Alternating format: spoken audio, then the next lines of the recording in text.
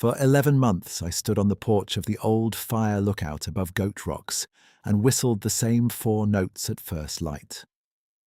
On a cold morning in late spring, the mountain whistled those same notes back from the timberline, clear and steady, as if someone had been listening the whole time. Before that week ended, I followed the sound into a runoff sink where something immense was being pulled under in grey mud, and I had to choose whether to walk away. The choice I made did not bring my brother back, but it changed what his absence felt like in my chest. I was 33 then, old enough to know habits could keep a man alive, and young enough to pretend habits were not grief. My mother was Tlingit, from a Juneau family that still fished the same inlets her grandfather had fished. My father worked logging outfits down in Washington, and most of my growing years were split between wet Alaska summers and sawdust towns where the bars opened before noon. I enlisted at 21 and spent 12 years as an Army signal technician, mostly around equipment shelters, relay masts, batteries, and radios that only failed when weather got mean. I understood line of sight, static, dead zones, and delayed echoes. I trusted signals because signals either arrived or they did not. People asked why I took a seasonal fire lookout contract instead of finding something in town after discharge. I told them it was steady work, and I liked weather data. That was true enough to pass. The part I did not say was that my younger brother Eli had gone under an avalanche near Stevens Pass 3 winters before, and silence had moved into my marriage after the funeral, and never left. My wife, Mara, stopped asking where I went when I drove at night. I stopped asking why she stayed up until dawn with the kitchen light on. By the time the papers were signed, we spoke in practical lines and handed each other pens without touching hands. No shouting, no scene, just 2 people who had run out of language. The lookout sat on a shoulder of rock above the tree line, with a catwalk porch on all 4 sides and stairs that creaked the same way no matter the weather. I slept in a narrow bunk under a shelf of maps and old lightning strike reports, and I woke before my alarm because wind on a tin roof was better than any clock. My days had an order that did not change much. I split cedar kindling into thumb-thick sticks and stacked them by the stove. I checked the rain gauge and wrote numbers in pencil in a weather book with soft pages. At 6 sharp, I called conditions over radio to dispatch in Yakima, then logged cloud base and visibility. After that, I mended the little fence around the spring box below the ridge trail, where marmots like to chew at the wire ties, and elk rubbed against posts until they leaned. Scout went with me for all of it. He was an old red heeler with a scar over one eye and a coat that had gone from copper to rust. I found him at a county shelter the week I moved up the mountain. 1 torn ear, 1 bad tooth. No patience for anybody reaching over his head. He walked with a slight hitch in his left rear leg, but could still clear deadfall better than most dogs, half his age. He almost never barked unless a truck came up the service road. Mostly he listened, ears forward, weight balanced, eyes on places where I saw only brush and shadow. By the 2nd week of June, we had settled into a quiet that felt earned. I heated beans in cast iron near noon, drank coffee 2 black, and repaired old buckles on my field pack in the evenings. I read 1 page of a paperback and then stared at the same paragraph until light left the windows. Before dawn each day, I stepped onto the east porch where the ridge dropped toward the timber, and I whistled Eli's song into the cold air. 4 notes. Up, up, hold, down. He made it up in high school and used it to call me in from the river when dinner was ready. Later, he used it to find me in crowds at county fairs and music fields. At his memorial, a cousin tried to whistle it and cracked the 3rd note. Nobody laughed. I did not whistle for hope. I whistled because my mouth remembered what my hands could not hold. "Come on, Scout," I said each morning before first light. 1 minute. He would sit by my right boot, chest out, looking past me into the trees. Most days the mountain gave me wind and crows and far-off creek noise. Some mornings the fog sat low and thick and swallowed my notes before they reached the first stand of fir. Some mornings the air was so still I could hear a raven shift its weight on a snag below the switchback. The song always went out. Nothing ever came back. Then one morning, in that pale hour before sunrise had colour, I whistled and heard the same 4 notes return from below the timberline. Not a bird call, not an elk bugle pulled thin by distance, not a person playing around on the trail. The pitch sat lower than mine, carried farther, and landed each interval clean, like someone who knew the shape of the tune and had practiced it. I stood still with my hands on the porch rail and felt the skin at the back of my neck pull tight. Scout did not bark. He rose stiff-legged and gave a low sound in his throat that I had only heard once before, when a black bear crossed our trail at 20 yards and never looked our way. I waited. The ridge stayed quiet. I whistled again, softer this time. 4 notes. The answer came back. Same spacing, same ending drop, from nearly the same place. I did not move for a long while after that. Wind nudged the anemometer and set its cups ticking. A drip from last night's mist hit the porch post in slow beats. My hands had gone cold on the rail, and I did not feel it until I stepped inside and shut the door behind me. At 6, I keyed the radio and read weather numbers in a steady voice. Goat Rock's lookout, this is Ford. Visibility 9 miles. Cloud layer high broken. Winds 4 from the west. No smoke columns. Dispatch crackled once, then came clear. Copy all, Ford. Any activity overnight? I looked at Scout, who had not taken his eyes off the east window. Negative, I said.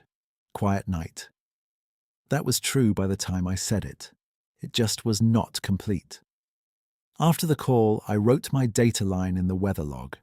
My pencil hovered for a second above the blank space below it. I thought about writing, heard a whistle response at 5:11. I imagined the ranger office reading that line after season close and passing the book around for a laugh. I closed the log and set it back on the shelf. I went down to the spring box with fencing pliers and a roll of wire. The trail cut through low huckleberry and then into a stand of subalpine fir where the ground held damp and cool even after noon. Scout moved ahead of me and stopped twice, testing air currents with small lifts of his muzzle. The fence needed only 1 post reset and 2 staples tapped back into place. Routine work, hands work, it should have put me right again. It did not. All morning I caught myself listening past normal sounds for those 4 notes. A jay scolded from a branch above me, and I turned so quickly I slipped on wet needles and dropped the pliers. At the spring, I knelt to clear leaves from the trough and saw my reflection in the water, narrow and old in a way 33 should not look. My beard had grown in uneven. There were 2 deep lines between my eyebrows that came from squinting into distance and maybe from holding words in too long. By noon, the sky brightened, and heat lifted the smell of resin and damp soil off the ground. I carried a split armload of cedar back up the hill. Scout paused at the edge of the lookout clearing and stared toward the north draw, where elk usually crossed in small groups around that hour. Nothing moved there, no tracks in the visible dirt strip, no snap of brush. He stood listening until I called him twice. "Leave it," I said. "Come on." He came, but slow. That evening I cleaned a pan with sand and hot water and set a strip of smoked trout on the sill to cool. I meant to eat it later with beans. I stepped outside to check the west horizon before dark and stayed out longer than I planned, watching cloud shadows drag over the ridges. When I came back in, the trout was gone. No crumbs, no scrape marks on the paint. The window was still shut and latched. I checked the floor for tracks out of habit. Nothing but Scout's nails and my own boot dust. "Did you take it?" I asked him. He looked at me, insulted, then settled by the stove with a huff. I cut 2 potatoes and fried them plain. The cabin smelled like oil and salt. Outside, dusk came in layers and sat close against the glass. Somewhere downslope, branches knocked together once, then stopped. Scout lifted his head and gave that same low throat sound, almost below hearing. I set my fork down and listened until my ears rang from trying. No whistle came that night. No movement I could name. Just the long, ordinary dark of mountain hours, with wind pressing and releasing against the walls like slow breathing. 3 days passed, and the morning answer came each time I whistled. Never closer, never farther. Same position near the timberline, same patient timing, as if whoever gave it understood the value of consistency better than most people I had known. I did not tell dispatch. I did not drive into town on supply day. I kept my routines and watched Scout because he knew before I did when a place had changed. By the 4th dawn, he was already waiting at the east rail before I opened the door, ears high, body still, facing the trees as if he expected someone punctual. I put 2 fingers to my lips and sent Eli's tune into the grey light. The mountain held it for a breath and gave it back, exact and calm. And Scout's growl did not rise this time. He only listened, then sat at my boot like he had accepted a new fact. I stood there with him until the sun touched the top of the far ridge. And for the first time since Eli died, the morning did not feel like something I had to endure. I stayed on the porch until the sun cleared one more line of fur and laid a narrow stripe of warmth across the boards.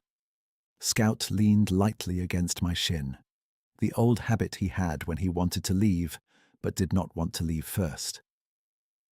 I touched the scar over his eye with 2 fingers, then opened the door and stepped back into the square room that had held my whole life for almost a year.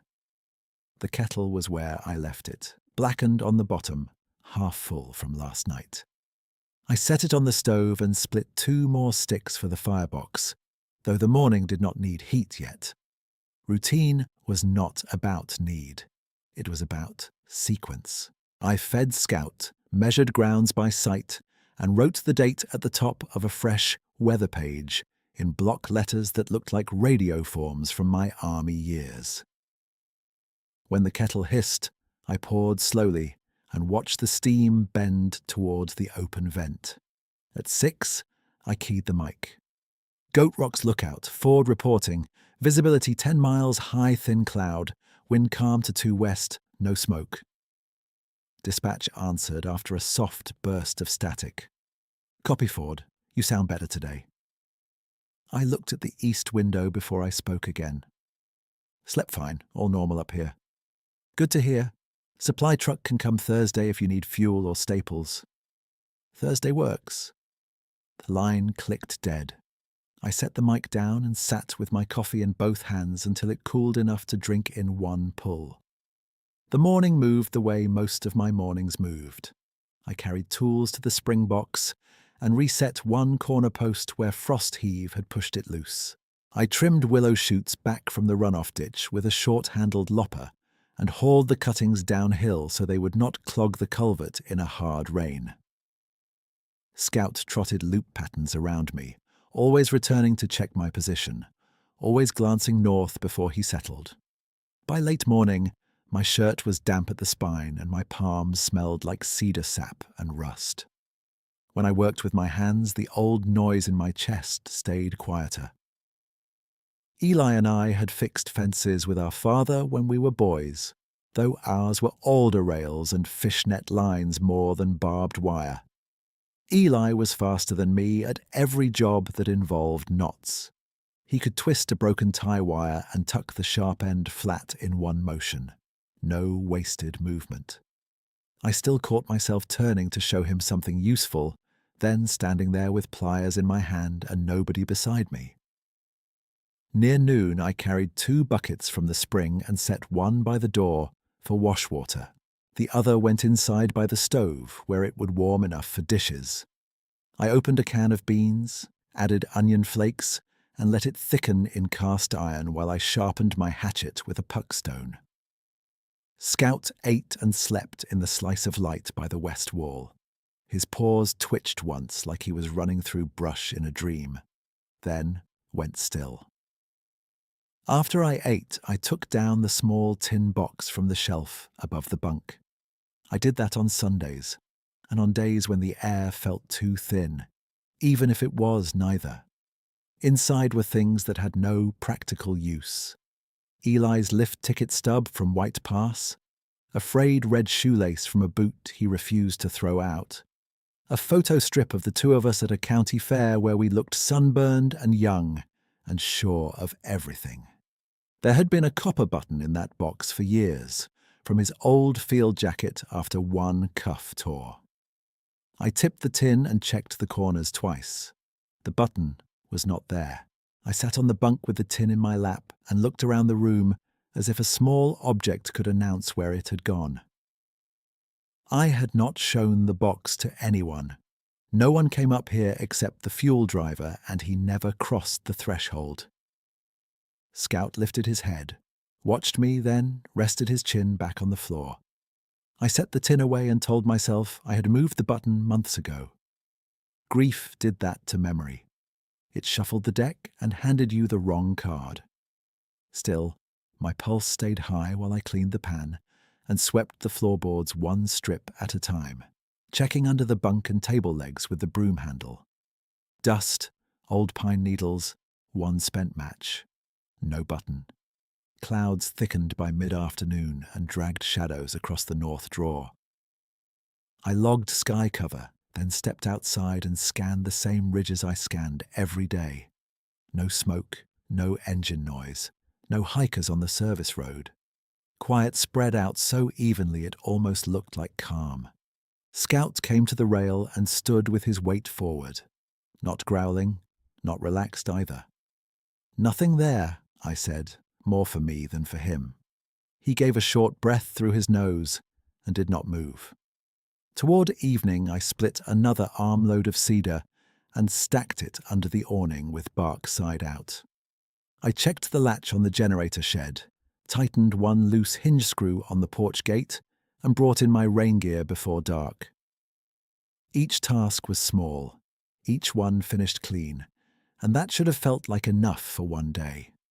It did not. The answer whistle from dawn kept moving through my head like a tune from a distant radio, steady and unresolved. At dusk, I stood by the east rail again. No notes this time. I let the light go without calling. Scout sat close and watched the timberline until it was only shape and shadow. When we went inside, he paused at the threshold and looked back over his shoulder, ears high, then came in and lay between the door and my bunk like he had chosen a post. Rain started after midnight, a warm rain that tapped the roof in long slants and ran in narrow threads down the window glass.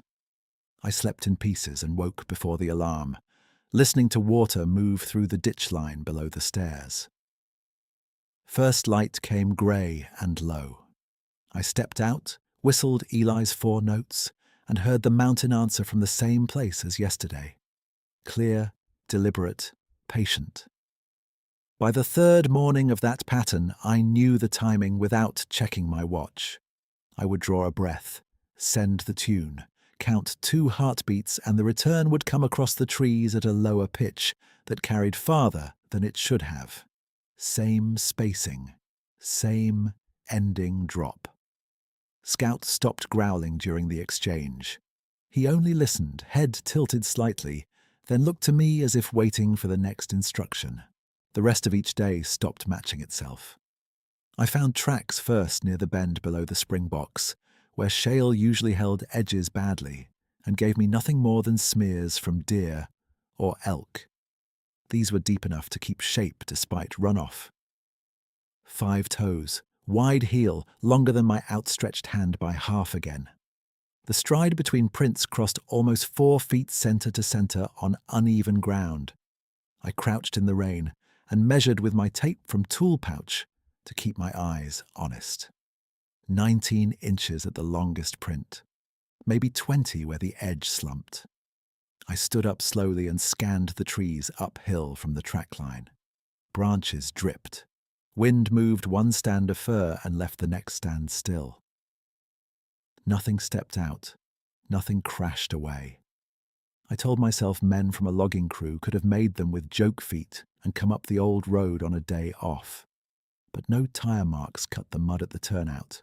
No boot prints overlapped the trail. And whoever made those tracks had moved on a diagonal through brush that caught at my thighs, not along the path that any person with sense would use. That afternoon I hiked the North Draw where elk crossed most days, sometimes in pairs, sometimes in loose lines of 6 or 7.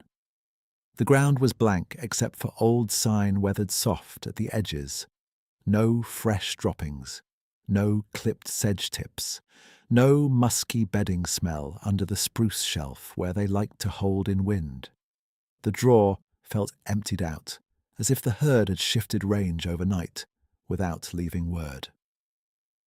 By the second week of July, I had started checking that draw at every daylight break between radio calls. Same result each time. Quiet ground, no elk.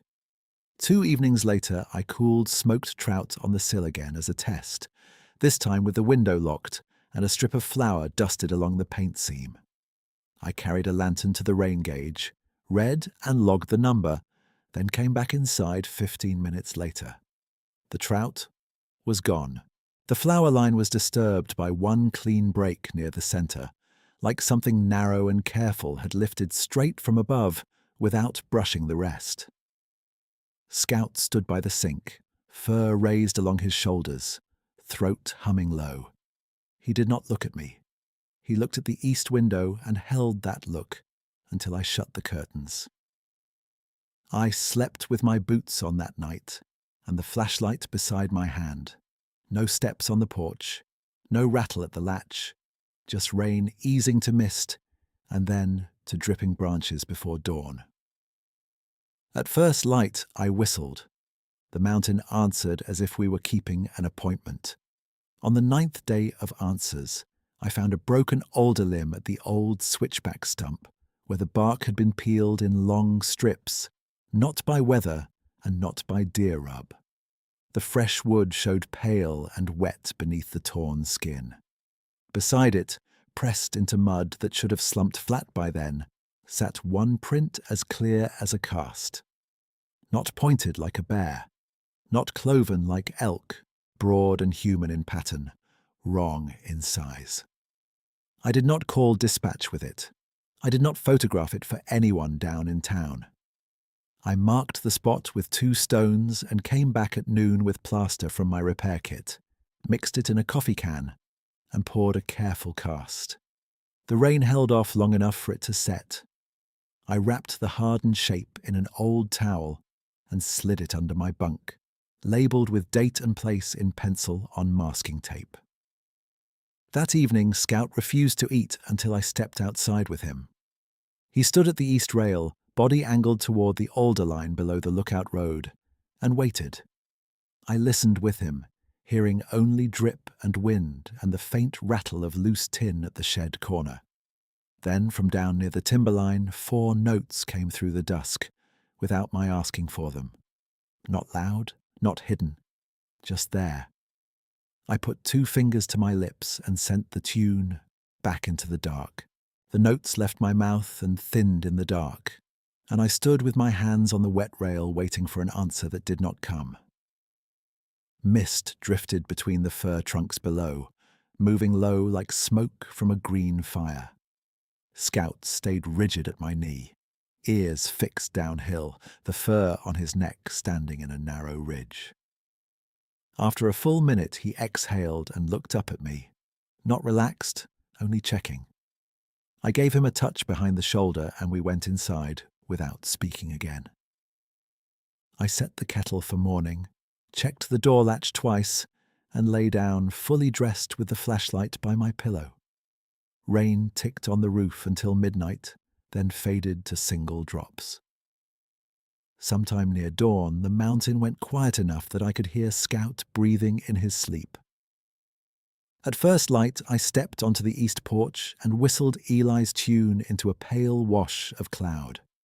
The return came on the second heartbeat, lower than mine and steady as a metronome. I answered once, then stopped. Scout sat against my right boot and listened without growling. The two of us stayed there until the shapes of individual needles came clear on the far firs. When I finally keyed the radio, my voice sounded normal enough to my own ears. Goat Rocks Lookout, Ford reporting. Visibility 7 miles in low haze. Ceiling lifting. Wind calm. Dispatch came back through a flutter of static. Copy, Ford. Fuel and dry goods still on for today. Driver leaves at 10.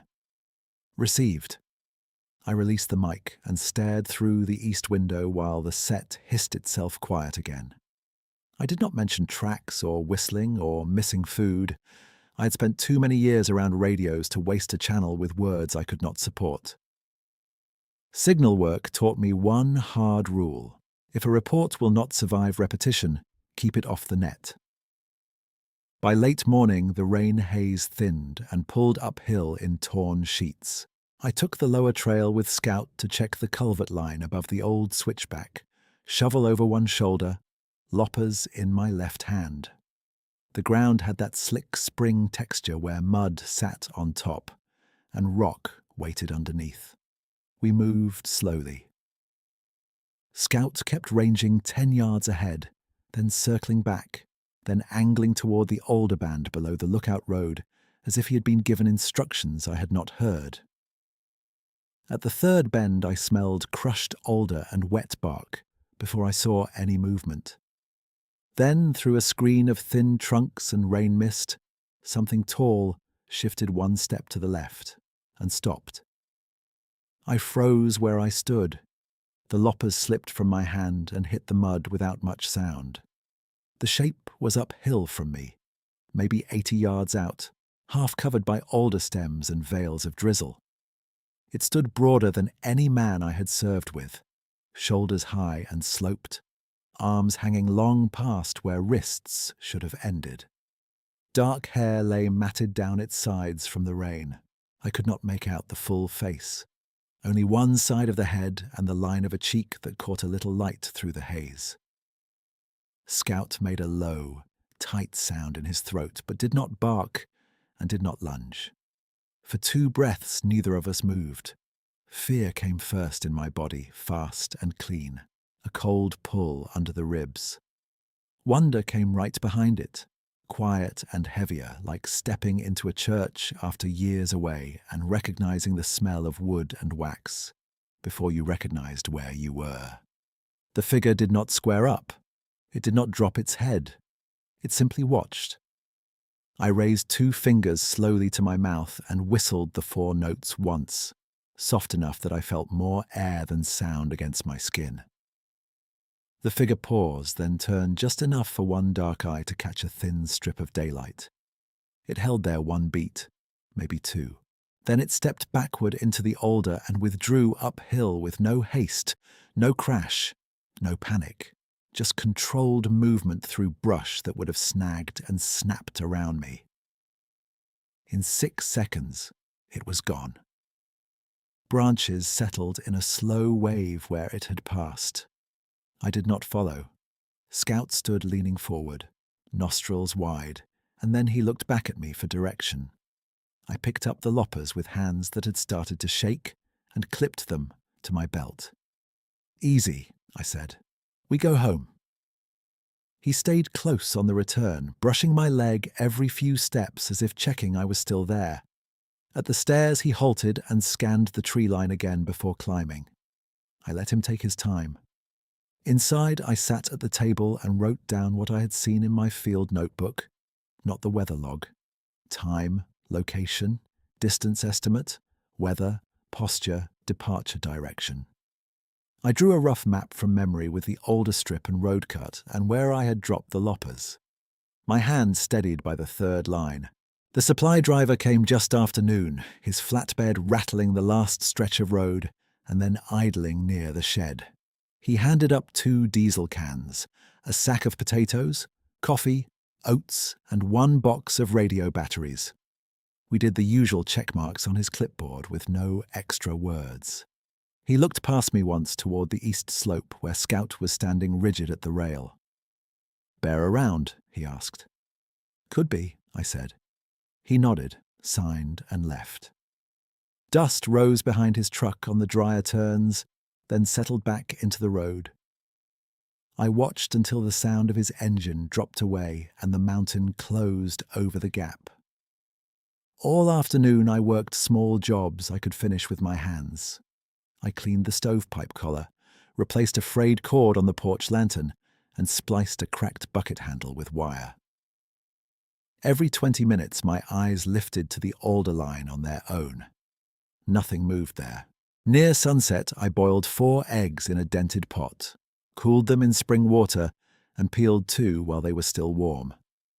I cut a strip of dried salmon into thumb-length pieces and wrapped it in wax paper from the supplies box. Scout watched from the doorway, head tilted. I took the eggs and salmon down to the old switchback stump where I had found the peeled alder limb. The stump top was broad and flat, silvered by age, with 1 hollow knot in the center that held rainwater after storms. I set the food on the dry side in plain view. No container, no trapline, no camera.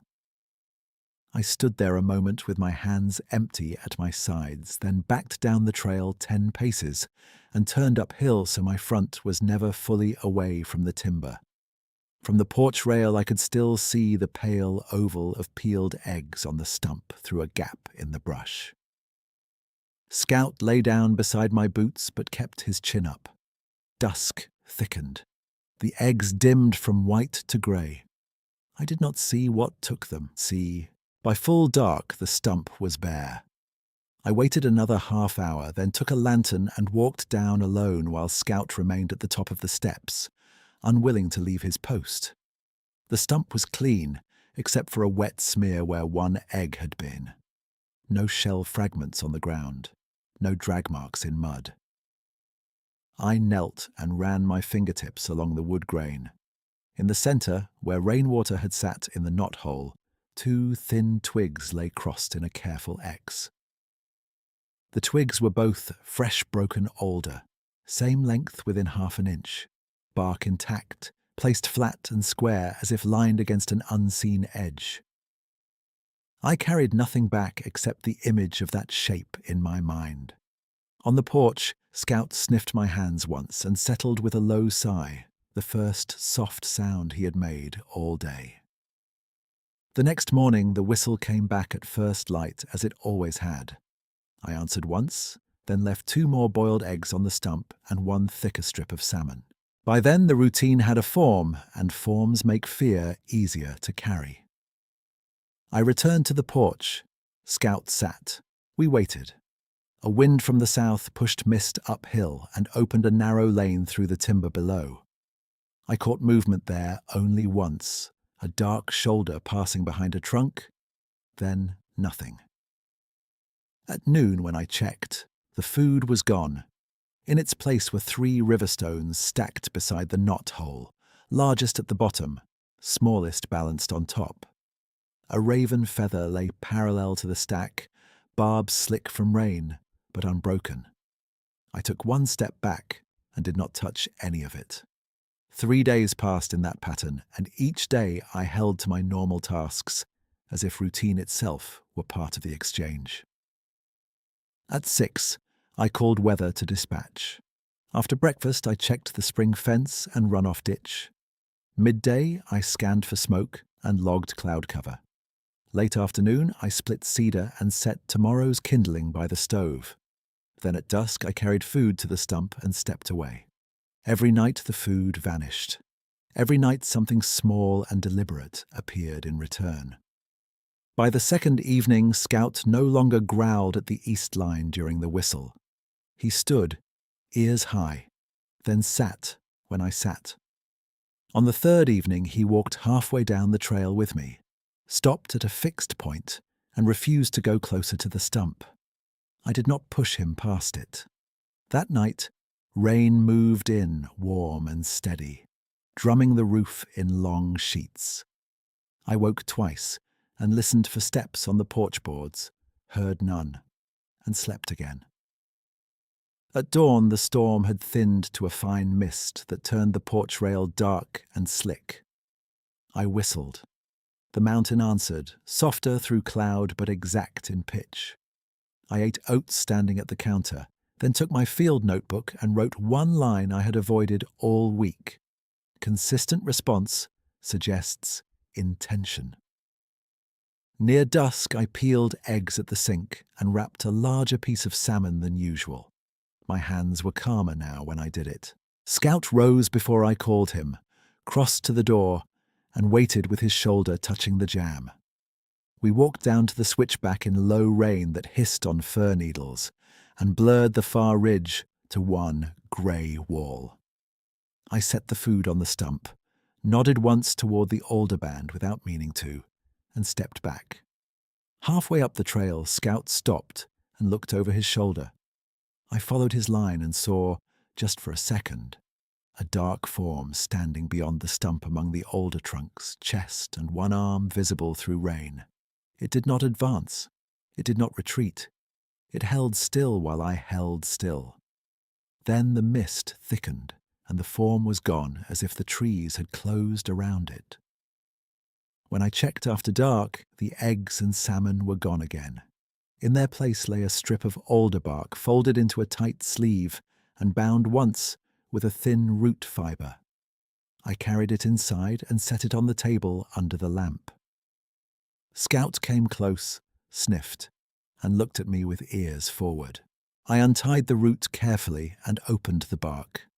Inside was a copper button gone green at the edge, dented near the shank exactly where Eli had struck it with a wrench years ago while fixing his cuff. I turned it over in my palm and felt the room tilt in that small, quiet way grief can still do, even after years when you thought the shape of it was known. Scout pressed his nose against my wrist and stayed there. I closed my hand around the button and listened to the rain ease off the roof. Outside, beyond the glass, the timberline waited in mist, patient as weather. The timberline waited in mist, patient as weather. Then a sound came from below the east rail, low and rough, not the clean four-note call I had been hearing at dawn. It was two broken notes, a pause, then one long breath pushed through teeth or lips. Scout was on his feet before I set the button down. His growl started deep and stopped halfway, like he had heard enough to change his mind. I took the lantern and opened the door. Rain had thinned to a cold drift, more floating than falling. At the edge of the clearing, just beyond the last post of the fence, something tall stood between two fir trunks. I saw the width of shoulders first, then one arm hanging low, dark with mud up to the elbow. The head was angled down, then up toward me, then down again toward the trail as if marking a direction. It gave that same rough whistle, softer this time. Scout stepped forward and looked back at me once. He did not bark. He waited. I set the lantern on the porch boards and went back inside. My hands moved through gear by habit. Rope, shovel. Come along. 2 carabiners, short pry bar. Wool strips from the repair bin. First aid roll, pocket stove and fuel. Truck jack from under the bunk. I shrugged into rain shell and pulled on heavy gloves still damp from the afternoon. The copper button stayed in my pocket without me deciding it. At the radio table, I paused with my hand over the mic. I could have called dispatch and reported a drainage problem, asked for county support, made it official and distant and slow. I pictured Eli under slide snow, while men on radios discussed access routes and daylight windows and safe approach. I lifted my hand away from the set. "Come on, Scout," I said. "We go now." By the time I reached the lower steps, the figure at the tree line had moved. I caught it once between trunks, then lost it in rain haze. Scout took the lead, nose down, then head up, weaving the old service cut and then breaking left where no trail showed. Alder branches slapped my sleeves. Mud pulled at my boots. Twice I nearly went down on hidden rock and caught myself with the shovel handle. The slope dropped into a shallow basin below the old logging road, a place I knew from maps and spring checks. Cold water sink. In dry months it looked like packed silt with sedge at the edges. In thaw season it became a swallowing bed where runoff from the upper chute pooled against a half-blocked culvert and moved under a skin of grey muck. I had skirted it every year and never crossed. Tonight, water rushed into it from 3 sides. I heard the creature before I saw it, a wet pull of breath. A short grunt through strain. Then Scout halted on a gravel tongue above the basin, and I saw the shape in full. It was chest deep in the sink, listing left. One leg was folded under at a wrong angle where an old logging cable rose from the mud and cinched around the lower thigh. The more it shifted, the deeper it settled. Mud climbed and slid and climbed again against its ribs. Rainwater cut narrow channels down its hair and vanished into the pit. For 1 full second, all I did was stand there with rain on my face and count options. None of them were good. If I stepped straight in, I would sink beside it and make 2 bodies to pull. If I left for help, cold and suction would do what they always did in this basin. If I fired a flare, I might start a rescue with men who would come armed and loud and late. I drove the shovel blade into the gravel and clipped the rope around my waist. "Scout, here," I said. He came to my left side and pressed his shoulder against my knee. His eyes stayed on the pit. "Hold line when I tell you." I moved fast, because hesitation had its own gravity. I cut 3 cedar saplings from the slope edge with the hatchet and laid them crosswise over the nearest section of mud, building a crude ladder of weight spread. Each pole sank 2 inches, then held. I crawled out on my knees and drove a 4th pole perpendicular, then a 5th, making a small grid I could work from without punching through. The creature watched me. Its breathing hitched when I got within 10 feet. It did not lunge. It did not bare teeth. It only tightened both hands on the mud crust and tried to lift, failed, then stilled as if saving strength. "Easy," I said, voice low and plain. "Do not fight it." I backed to solid ground and hauled the come-along forward. A fir root the size of my thigh ran exposed along the bank, anchored in rock. I wrapped it twice with webbing, clipped one end of the come-along and ran the cable hook toward the trapped leg. The old logging line had disappeared into the mud below the creature and reappeared near the thigh in a rusted loop. I needed that loop free and straight, not buried and soaring deeper. I lay flat on the cedar grid, reached with the pry bar, and scraped mud until metal rang. Cold water soaked through my gloves at once. The cable shifted 1/2 inch, then locked. I ratcheted the come-along one, click at a time. The line drew tight with a low hum, and the creature gave one short bellow that rolled through the basin and died against the trees. Scout flinched but held position. "Good," I said to the dog. "Hold." Rain intensified, drumming the hood of my shell and flattening the basin surface in hard dimples. Mud began to surge around the creature's torso with each pull, trying to reclaim what I gained. I needed drainage, or we would lose the whole effort to rising runoff. I dropped off the grid, grabbed the shovel, and cut a trench from the downhill lip toward the old spill channel, throwing slurry aside in heavy arcs. Clay stuck to the blade and doubled its weight. My shoulders burned. Water found the cut and hesitated, then broke through in a narrow stream that widened with each scoop. 3 days earlier, I had cleared this channel for leaves. Tonight, I dug as if I could empty the mountain. When I looked back, the pit surface had changed. Not lower yet, but moving faster toward the trench, pulling silt and foam with it. The creature's chest showed 2 inches more than before. I went back to the line and ratcheted again. Click, breathe, click, breathe. The cable around the leg shifted from buried to visible near the knee. Mud sucked hard and released in wet pops against the hair. An hour into the work, my fingers started to numb despite the gloves. I stripped one glove off with my teeth, flexed the hand, forced blood back, and shoved it on again. Scout stood braced on the rope tail where I had looped it around his harness and a stump, giving me a live counterweight each time I leaned into a pull. When I moved, he moved. When I stopped, he froze and watched my face. Near full dark, with rain easing to a fine spray, I felt the first true give in the line. The trapped leg rose 1 inch, then mud swallowed that inch back. I dropped to my knees on the grid and dug with both hands around the cable bight, scooping cold sludge away from skin and metal together. The hair there was shorter and matted flat. I found the cable turn, worked 2 fingers under it, and lifted while ratcheting with my right hand. It slid to mid-thigh. The creature groaned low and tried to twist. The grid rocked. I held up my palm. "Still," I said. "Still." It stopped. By midnight, the trench was carrying a steady grey stream downhill. Water hissed through sedge and over stones where no flow had been an hour earlier. The basin surface dropped from chest level to upper abdomen, enough to try the final pull.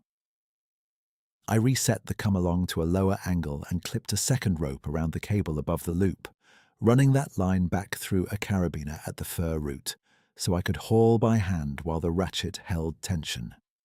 Scout took slack in his teeth and leaned backward at my command, not pulling hard, just keeping line taut while I worked the mechanism. "Back," I told him. He set his feet and leaned. I ratcheted 5 clicks. On the 6th, the old logging cable tore loose from whatever dead snag held it under the mud. The release was sudden and heavy. The creature lurched sideways, the leg came free, and a wide section of pit wall collapsed into the trench with a long, wet roar. Water and mud rushed downhill together, stripping suction from the basin in seconds. The creature rolled onto the cedar grid, then off it onto fir needles at the edge, chest heaving, one arm thrown across its face. I dropped the handle, unhooked line, and dragged the remaining cable clear so it would not snag again. My own knees gave out when the tension left my body. I sat in mud and rain and listened to us breathe. Scout approached first, slow, head low, tail neutral. He sniffed the air around the creature, then looked back to me. No growl, no alarm. He circled once and lay down between us, facing the dark trees like a sentry. I got the pocket stove lit under a flat rock overhang and warmed a canteen cup of water until steam curled off the rim. The creature's trapped leg was swollen but straight, no obvious break-through skin. Deep compression marks ringed the thigh where cable had bitten through hair. I tore wool strips into broad bands, rinsed mud from the area with warm water in slow pours, and wrapped from above the knee upward with steady pressure, not tight enough to cut blood. The skin beneath the hair felt hot where the rest of it felt cold. It watched my hands the whole time. I stayed outside easy reach and kept my movements simple and visible. Wash, wrap, tie, check breath. Check pulse at the wrist where hair thinned enough to feel it. Slow but regular. I poured a little warm water into my palm and held it out. It lifted its head, sniffed and drank without taking my hand. Rain ended just before first light. The clouds lifted one layer and left the basin in a grey hush, broken only by runoff moving through the trench I had cut. I fed Scout the last of the salmon from my pocket and drank cold coffee from my canteen. My shoulders trembled when I tried to stand, so I sat again and leaned on the shovel handle. The creature shifted, tested the wrapped leg, and flinched but did not cry out. It brought itself upright against a cedar trunk, breathing hard, then settled there with both hands open on the ground. Mud dried in cracked plates along its forearms. Its eyes were fixed on me now, not searching, not defensive, just steady. I pulled the wool blanket from my pack and set it within reach, then backed one step and knelt in the wet needles, hands empty, waiting for whatever came next. I stayed kneeling in the wet needles, hands open on my thighs, and held its gaze. Up close, the face did not look like any sketch I had seen in old bar talk flyers or hunting magazines. The brow was heavy, the cheekbones were broad. Rain had flattened the hair along its jaw and neck into dark ropes. But the eyes were what stopped me. They were deep brown with a ring of lighter colour at the edge, and they were not wild, not vacant either. They watched the way Scout watched a gate before I touched the latch, measuring intent and sequence. The creature shifted its weight and drew one breath that shook at the end. Then it reached forward with a slow, open hand and dragged the wool blanket toward itself. It did not pull away from me. It wrapped the blanket over its shoulders, then over the bandaged thigh, and sat against the cedar trunk with both knees bent, guarding the injured leg but not hiding it. I nodded once without thinking, the same way I would nod to a man who accepted help on a hard trail. "It will hold for now," I said, my voice low from cold and strain. "You have to keep weight off that leg." It listened. It might not have understood the words. It understood tone well enough.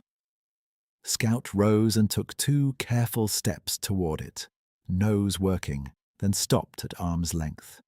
The creature lowered its head and breathed out through its nose in one soft burst. Scout's ears twitched forward. He did not growl. He sat down between us again, shoulders loose now, like a post after tension had gone out of the line. I reached for the canteen, poured warm water into my palm, and held it out a second time. It leaned forward and drank from my hand again, slower than before. The heat of its breath sat on my skin even after it pulled back. Mud flaked from its wrist and fell in dark chips onto the needles. The basin had changed shape around us. My drainage trench carried a steady stream downhill, and the pit that had swallowed it an hour earlier now sagged into shallow ridges and runnels where suction had broken. The old logging cable lay coiled beside my boot, rust dark and harmless for the first time in decades. I kicked it farther from the edge and marked the spot in my head so I could haul it out later and cut it into short lengths. By the time the eastern sky turned from iron to ash, the rain had stopped completely. I sat back on my heels and tested my fingers. 3 nails had split at the edges where I had dug bare-handed. My palms were raw under the gloves. Shoulders felt like stone. None of that mattered much with the creature breathing steady in front of me and Scout resting his chin on his paws, watching the tree line. The creature lifted its head once, listening uphill. A far sound moved through the timber, too low for me to name. It answered with a short, chest-deep hum. Not loud, not urgent. Then it looked at me again, and we held that look for a long stretch that made the morning feel still inside the runoff noise. I thought about Eli then, but not the avalanche scene that usually came first. I thought about him at 16, standing at the mouth of our mother's smokehouse with wet hair and a chipped enamel cup, whistling those 4 notes to call me in from the dock. Up, up, hold, down. He used to grin before the last note like he was sharing a joke with the air itself. I do not know what made me do it in that moment. Maybe habit, maybe gratitude. Maybe I needed to hear one true thing in a voice I recognized. I put 2 fingers to my lips and whistled Eli's tune, soft as I could manage. The creature did not flinch. It listened through the full phrase, eyes fixed on mine. Then it lifted its chin, parted its lips, and whistled the same 4 notes back, softer than mine, lower pitch, exact spacing. Not a copy thrown back at me, not a trick. The notes carried weight I could feel in my sternum, like the tone of a radio signal when it locks clean after static.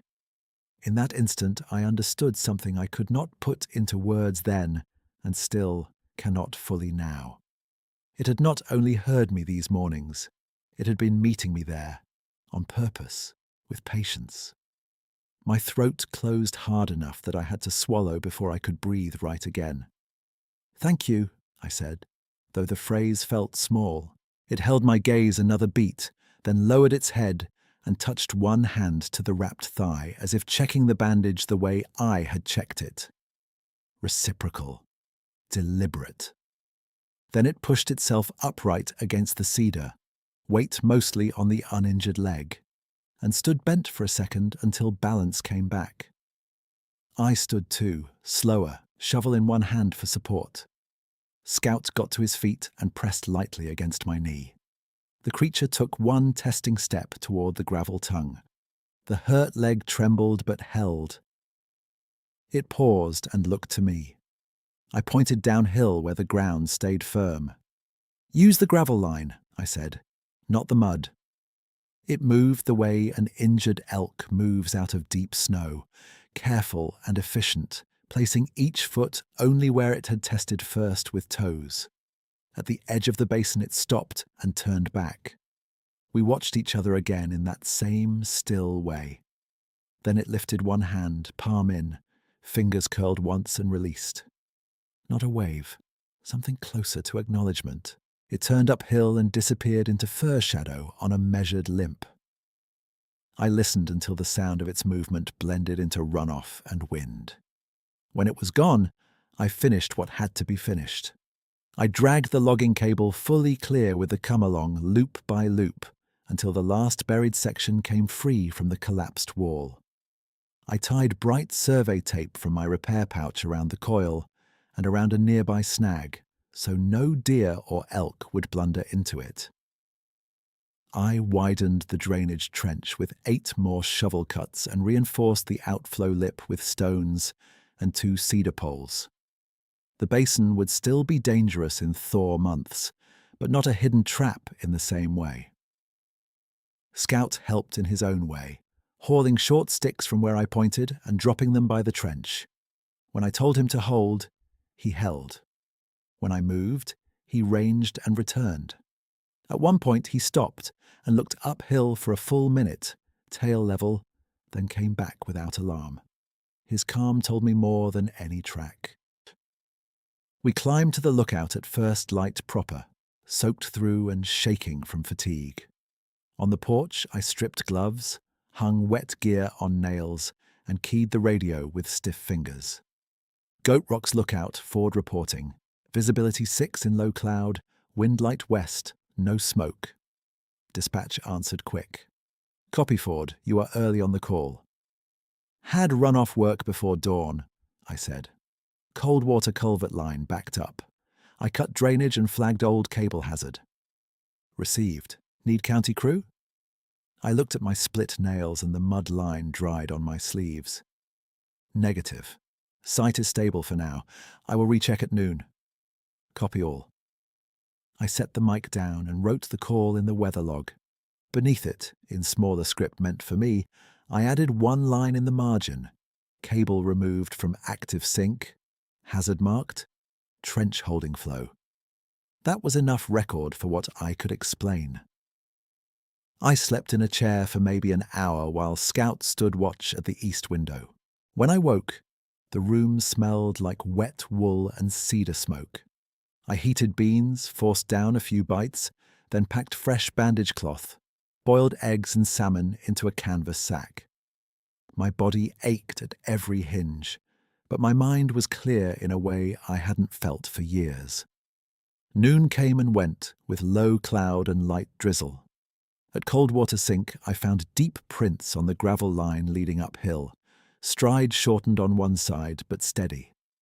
The bandage scraps I had used were gone.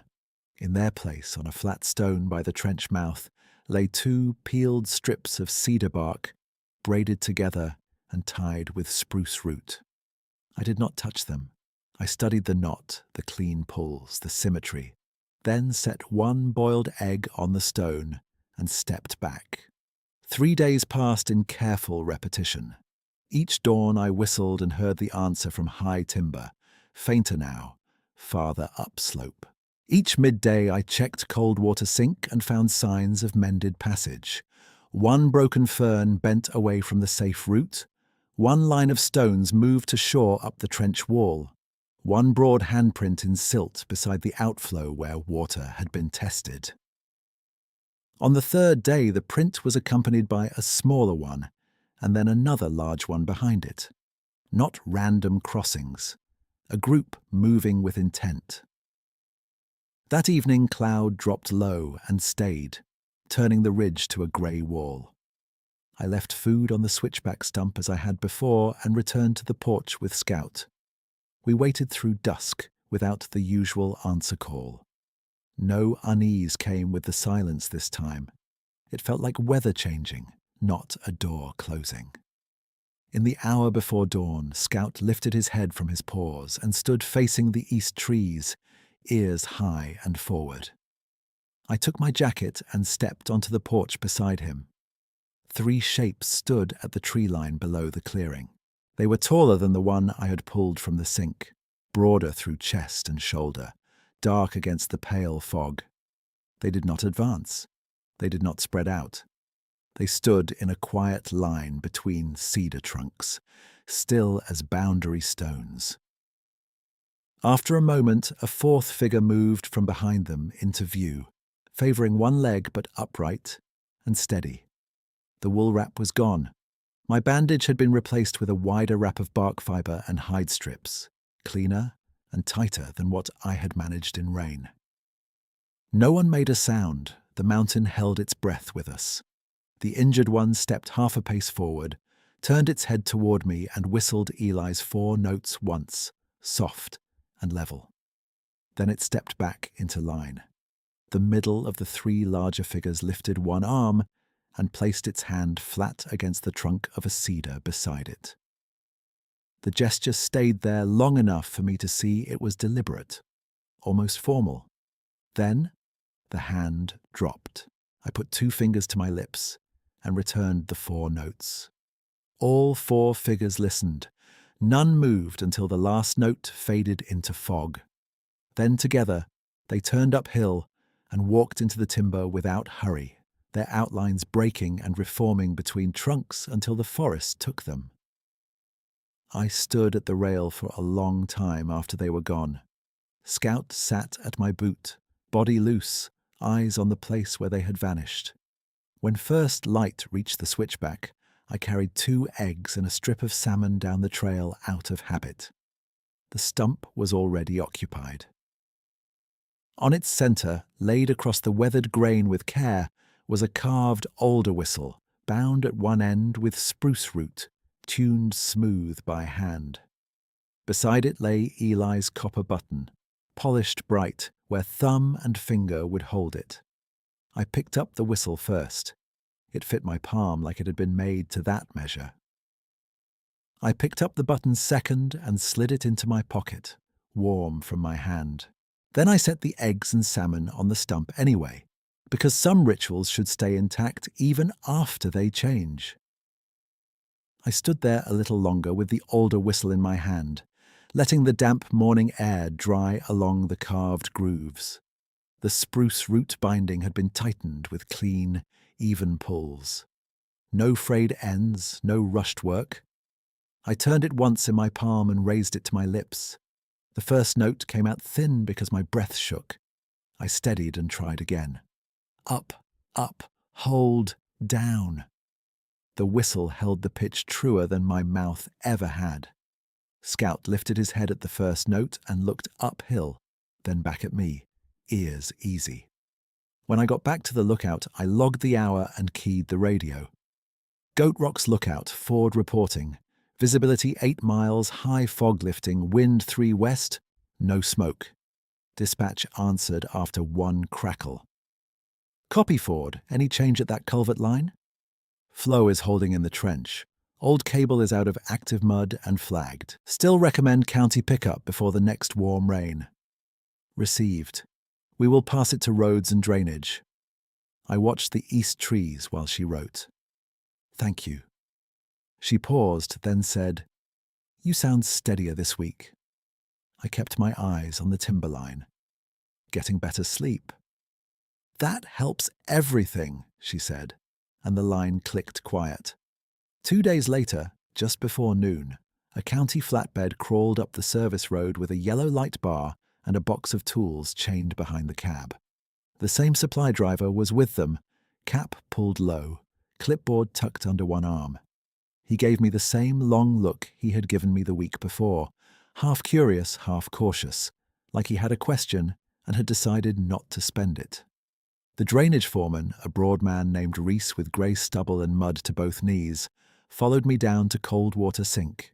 He studied the trench, the reinforced lip, and the coil of old cable where I had dragged it above the floodline.